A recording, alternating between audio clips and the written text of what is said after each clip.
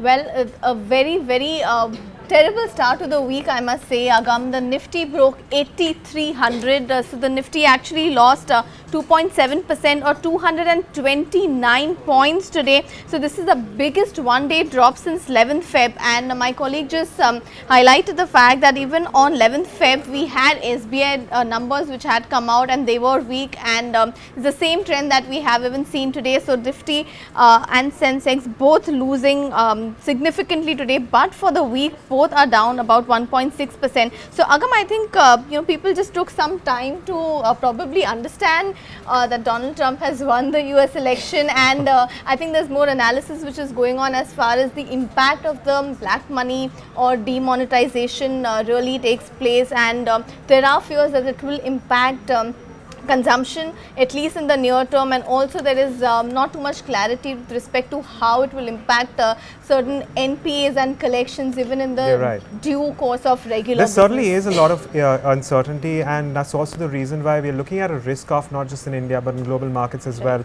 And as you already said, after the election day, we saw the markets come back and make a little bit of gains, but we've lost all of them, and the underlying trend continues to remain that the FIIs continue to sell. And yesterday was another day where we had selling coming in, despite the fact that the Nifty moved up.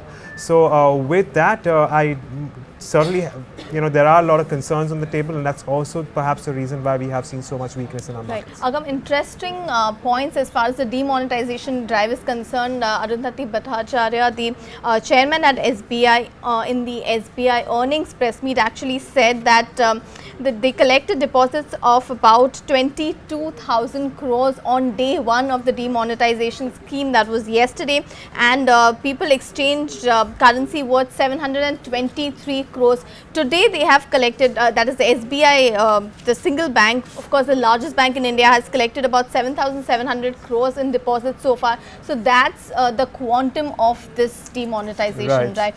And on the back of that, we also have the rupee, which extended a decline to a 2.5 month low of about 67.22, just as emerging market sell-off continued, as you mentioned. So of course this is also the biggest single day drop since the Brexit vote. All sectors were trading in the red, led by realty, media, and not surprisingly now FMCG sector. Advanced decline ratio absolutely negative in favor of declines at 1:10. Right. So, even in the futures and options space, that's not going to be left behind. We have seen an increase in open interest towards the Nifty futures as well as the Bank Nifty futures, both adding well over 5 to 6%. These, of course, provisional numbers. We've also seen the India Volatility Index zoom up to as much as 12%. Now the volatility index is a near month's high. So we have seen significant weakness, which is followed by a lot of volatility in our markets. Let's also take a look at what's happened in the options market. Now today, given the fact that we have seen so much weakness with the Nifty declining by so much, we have seen more writing in the 8,500 call. That is the next resistance level that we are talking about. Until yesterday, we were talking about 9,000 levels. We are 500 points away from that now. With respect to open interest, as you can see in this chart, 9,000 is not even visible. In fact, you've seen the 8,700 call take over as the one with the maximum open interest.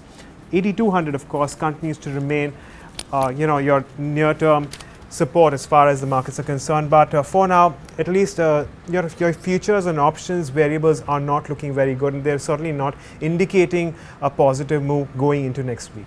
Okay, so lots more to worry about, it seems, and the same is reflected as far as SBI numbers are concerned. Of course, SBI, the biggest bank in India, the biggest public sector bank also, of course, 35% drop in net profit, slightly missing estimates. Now this was one bank, SBI and Bank of Baroda, two public sector banks where the street was expecting earnings to be much better than the average PSU bank peer group performance, but it has been disappointing. NII growth has been flat, loan growth has come at just a single digit number, 7% versus expectations about 11 to 12% that the street had been working with. Cost to income ratio also has again inched up to about that 50% mark.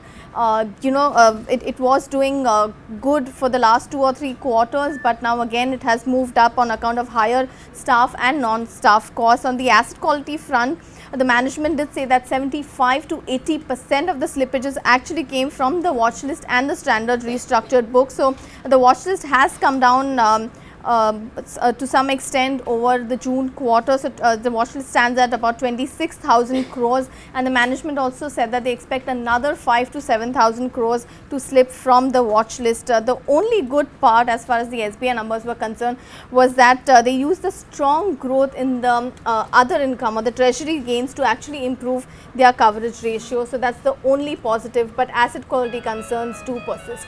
How were the Mahindra and Mahindra numbers? Well, they were steady actually, and they have beaten street expectations. We've seen about 15% growth in revenues, and net profits have also moved up substantially. Margins, of course, have seen an improvement as much as 60 basis points, coming at 10.9. Reason, of course, the tractor sales. It's the tractors which enjoy a higher margins, that's all, and because of the fact that we've seen a 36% growth in the tractor volumes is because, and that's the reason why we're looking at that expansion in margins.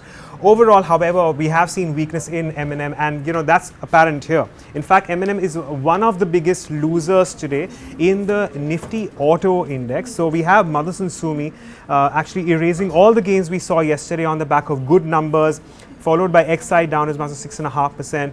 Next is Mahindra and Mahindra, Eicher Motors, Hero MotoCorp, Tata Motors. It's like, we're actually looking at a good 4.5% cuts on almost all these auto stocks. So it's been a very weak day of trade with respect to auto. But if you want to talk about the broader markets too, let's consider the Nifty 500 index. We've seen one advance for 9 declines, and that once again is evident in the losses that we're looking at as far as the Nifty 500 goes. So let's take a look. We've seen Delta Corp lose 12%, Manappuram Finance, Bharat Dalmia, SRAI Infra, Motilal Oswal, Century Textiles. Weakness across all sectors. OCL India, Shriram City Union, Shriram Transport Finance, followed by Diwan Housing. The Realty Pack continues to lose. Most stocks are losing anywhere between 5 to 10% today's day of trade. Some gainers, Swan Energy building on its gains that we saw yesterday. It's up 6% again today. Indiabulls Realty, Bame Lorry, and Hathway Cables, along with Just Dial. But once again, today's day was a day where we saw the bulls take over not only the benchmarks but also the broader market structure. That's right. So Agam, apart from Mahindra, the only good earnings numbers that really stood out were from Apollo Hospitals, a slight beat as far as the expectations are concerned. If I talk about the bad earnings, again you had Godfrey Phillips, PSU banks, Andhra Bank, the gross NPA ratio worsened from 10.3% to 11.5%. Indian Overseas Bank gross NPA is at 21.77% and a loss of about 750 odd crores or so. So I'm really not sure if the PSU bank rally that we really saw yesterday was justified. There are hopes that all that black money will get converted into CASA deposits for the banks, but we really need to understand that this could also lead to some impact on the NPAs, and that's the reason that we're also seeing some of those NBFCs fall, as you mentioned. Right. But on the Nifty index, there was just one lone gainer, and that was Sun Pharma. You had earnings beat coming in. The numbers came in yesterday after market hours, but analysts seem to be positive given the low valuations. It is trading at much lower valuations compared to its historical averages. That apart, you have a whole list of losers leading Mahindra & Mahindra leading it. So Mahindra & Mahindra, Eicher Motors, Hero MotoCorp, Tata Motors, a lot of auto names that you are seeing amongst the largest losers. But Agam, mid-caps saw a much deeper correction, as you mentioned. Right. So again, it's the advanced decline ratio which is most concerning, right. And we have seen that tilt towards the declines in the last couple of sessions. It is going to be something that a lot of bears are going to be thinking of, and it's something that a lot of bulls are going to be wary of. That's correct. So that's as far as how the markets did today. But in terms of what we're watching out for, well, September IIP data is going to be important to keep an eye out for, which is coming in later in the evening today. That apart, in terms of big earnings, you have Tata Steel, Hindalco, Aurobindo Pharma and Tata Motors coming out over the weekend. So we are going to be keeping track on that. But I believe we have a question from a viewer. Yes, we do have a question, and we have a question from Mohammad Rafiq, and he asks, where shall we invest in this situation? Well, of course, we are not qualified to answer this question, but a lot of our experts that we have spoken to so far have found value in pockets such as NBFCs. And if you were something of a defensive oriented in your investments, then you can always go and hide for now in your defensive sector, such as FMCG, as well as something like a pharmaceuticals, which once again hasn't taken as much of a knock as compared to the other sectors. Anything else that you'd like to add, Shraddha? No, it's not a recommendation, of course, Agam, because Yes. we can't. But I would like to just tell him or pinpoint the fact that there have been a lot of inflows into debt funds now. Right. Debt funds, given that there are expectations that inflation will probably come off and there is more scope for interest rate hike to come in, and that's the reason there will be some bias towards debt funds, or debt mutual funds, if I should put it that way. So that's, I hope that answers your question at least to some extent. So we'll join you back again on Monday, but we also have TGIF. That's, thank God it's Friday, with Anil Ahuja at 6 p.m. We hope to see you there.